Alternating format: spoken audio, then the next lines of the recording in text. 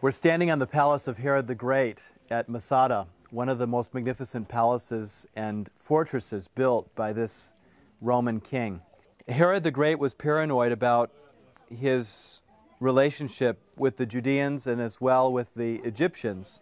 Cleopatra and Mark Antony were ruling in Egypt at the time, and he felt threatened on a continual basis that perhaps Cleopatra would move up in this direction and take over Judea.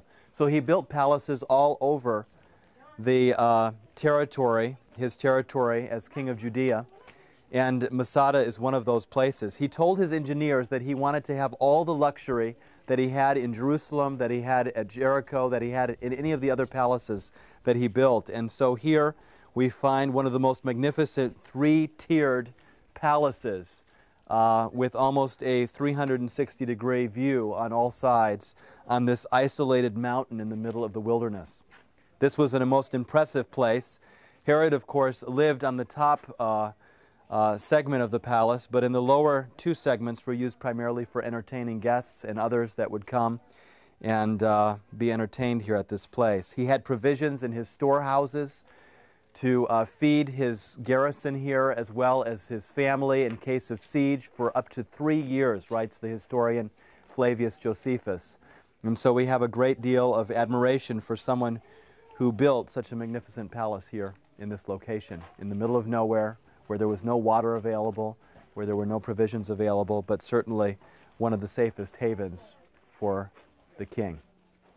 We're standing on the lower tier of Herod the Great's northern palace, which was built right on the outcropping of the rock so that he could have almost a 360-degree view on all sides of the amazing, amazing topography around here.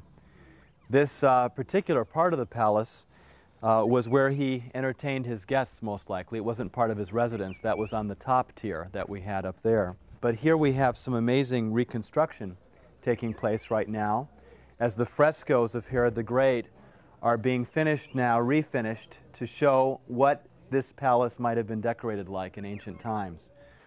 When Herod the Great decided to build this palace out in the middle of the desert, he told his engineers and his architects that he wanted to have all the luxuries that he had in all of his other palaces in Jerusalem, at Caesarea Maritima, Jericho, and in the dozen or so palaces and fortresses that he built throughout the territory that he controlled. But how were they going to get water? The closest water was 50 kilometers away. How were they going to transport water to this place and have storage enough for those kinds of things? So his engineers began to study the topography around Masada, and they came up with an incredible design and plan of harnessing the water that periodically came during flash floods that would fill the wadis, these torrent valleys.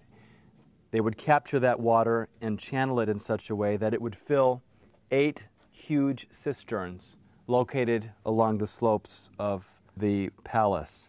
We're talking about huge amounts of water. We're talking about 40,000 cubic meters of water, and in our terms, that would be about 10 million gallons that were able to be stored here. We know that the cisterns store that amount of water because we see the water lines along the inside of the plastered cisterns themselves. The cisterns were huge. Herod the Great had ample water, and according to Josephus, he was able to withstand a siege here in this particular spot that could last as much as 3 years. In 1996, during the excavations in April of that year by Ehud Netzer of the Hebrew University, we were working in the southern part of Masada looking for the famous gardens of Herod the Great that Josephus mentions in his writings. After scratching in the dirt for several weeks, unfortunately we didn't find the gardens, but in this particular pit, an amazing discovery was made that year. In this pit here, a garbage dump, a cistern that later was transferred into a garbage dump. Students were excavating down layer after layer. They found completely preserved sandals, completely preserved eggshells as if somebody had just made an omelet the day before. They found nuts, pomegranate peels. They found all kinds of things as if they'd just been placed there, and yet we knew that this material dated 2,000 years earlier to the reign of Herod the Great. An amazing discovery was made here that particular year one of the students picked up a piece of pottery, but this was no ordinary piece of pottery. It was part of a wine jar that had been imported from Rome. And on this wine jar, inscribed with ink, was this phrase, Herod the Great, King of the Jews.